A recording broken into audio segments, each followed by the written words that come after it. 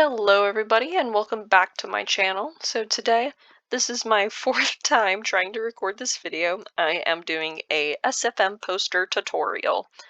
So this is what SFM should look like when you first open it. And then we can right click over here and go to load map, type whatever map you want in, and I'm going to be using upward. Click open and you'll have to wait a minute for it to load. If you have a newer computer, it might load faster. Where in the world did we spawn? What? I'm confused. Usually don't spawn there. Okay, let me get over here. Okay, so to move around, you have to hold down the left click button, and you can use WASD to move. And then also, if you want to accelerate, you can hit the shift button, like I was doing there.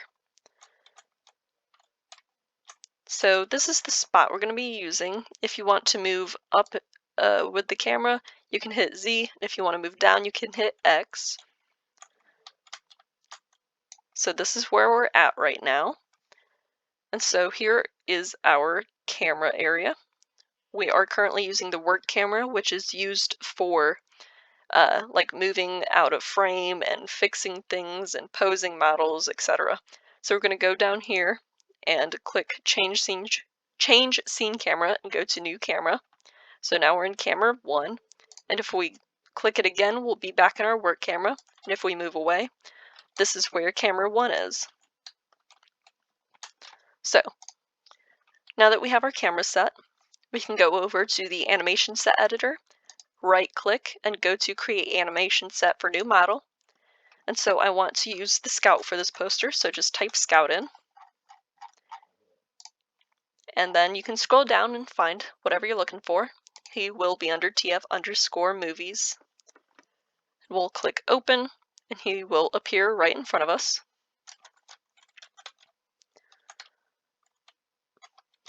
So, and then one more thing that I want to load in.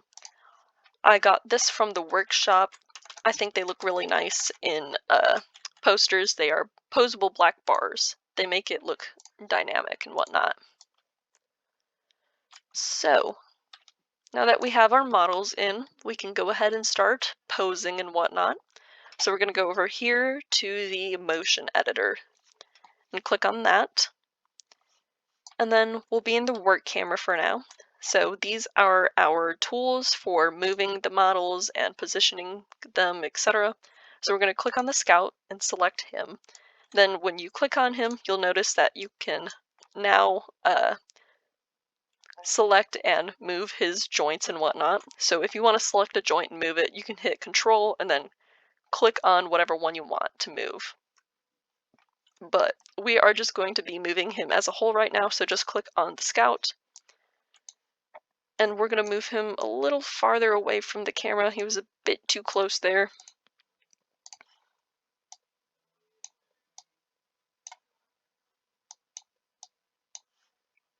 Let's see. I want him on this side.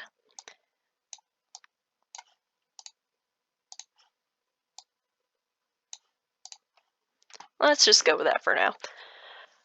So now I could pose him like joint by joint and do it all manually, but for the sake of simplicity, I'm going to go over to the scout, right click on him, and go to import sequence.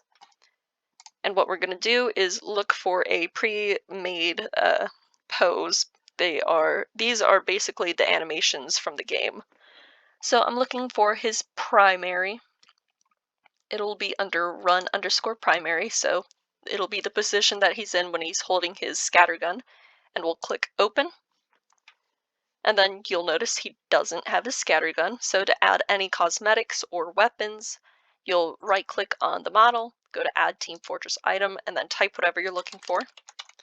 Type scattergun, click it, and then click OK. So now he has his scattergun. And we'll get back to posing him now. So click on the scout again. And then we can move him around.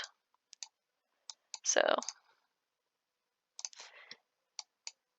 this button, it's mostly meant for just moving them across the plane. This one is meant for like rotation. And this one you can just kind of move them wherever and whatnot. And if you do something, you're like, oops, I made a mistake. You can just hit Control Z and it'll put them in the last position that they were in. So let's get back to positioning him to where I want him.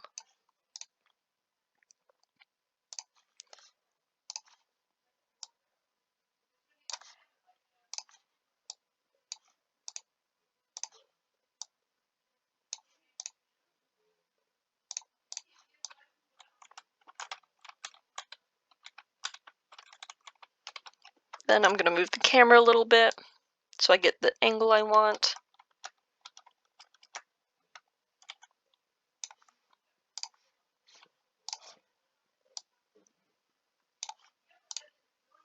And there we go. That's pretty much the way I want it to look. So, and then we have the posable black bars to worry about. So we're going to go ahead and click on the posable black bars, and then we can move them so that they are wherever we want them. I'm going to bring them up a little closer. And then if we hit Control and click on the joint, we can move it around. So I'll bring it up a bit. Then I'll do the same for the top. Bring it down. And then you can even rotate them if you want. Make it even more dynamic.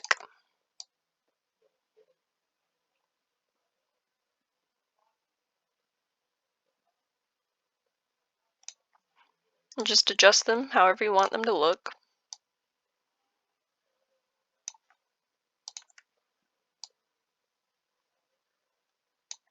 I think that's good enough for now.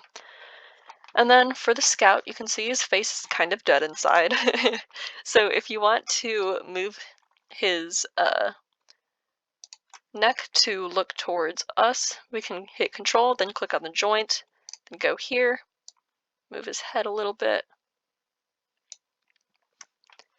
And then if you want to fix his facial expression, click on face, and then you'll have all of these options. So I'm going to make him look at us. There we go.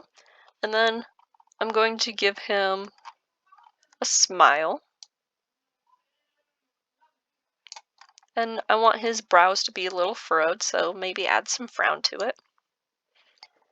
And then I want his mouth to be slightly parted.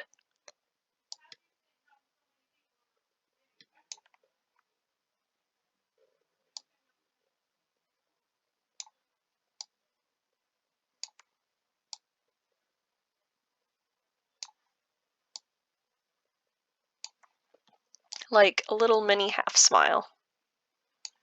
And just play with it until you find something you like.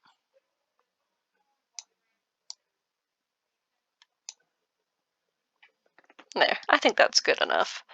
So now we have him positioned the way we want him and with the facial expression that we want. And so now if you want to add a light source, I like to go to a new camera. And so now we have a second camera, and then we can position it wherever we want the light source to be coming from. So maybe about like right here. And then right click over here, go to new light, and a light will be added. Then we can go back to camera 1 and adjust the light however we want. If you want to make it more intense, you can, or less intense, you can. I think I'm going to leave it about right here. And then also if you want these, change the color of it, and I'm going to make it a little more yellow. Alright, I might adjust these bars a little bit better. And then that's pretty much the way I want it to look. So once you're done with that, make sure you save it. SFM has a tendency to crash sometimes, especially if your computer's old or just doesn't handle it very well. So I recommend saving it quite often. And then we can go back to File, and if you're ready to export it, go to Export, Poster. You can change it to a PNG or a JPEG, and then you can also change the image size, which I'm going to do, and then Export Poster. And then just wait for it to be rendered, and you'll be able to find it in your files. So yeah, that's pretty much it. Thanks for watching. Don't forget to like and hit the subscribe button, and I'll see you in the next video. Thanks for watching.